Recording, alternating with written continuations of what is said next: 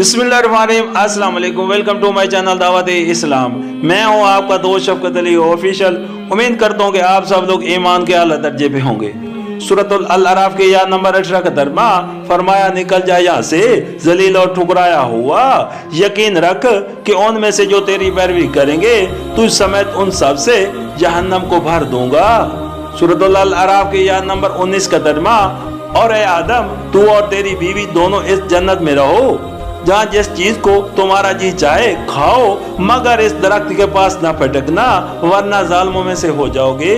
सूरतुल अल-अराफ के या नंबर 20 का तर्जुमा, फिर शैतान ने उनको बहकाया ताकि उनकी शर्म गाहें जो एक दूसरे से छुपाई गई थी उनके सामने खोल दे। उसने उनसे कहा, तुम्हारे रब ने तुम्हें जो इस दरख्त से रोका है उसकी वजह उसके सिवा कुछ नहीं है कि कहीं तुम फिरस्ते न बन जाओ या तुम्हें हमेशगी की जिंदगी हासिल न हो जाए।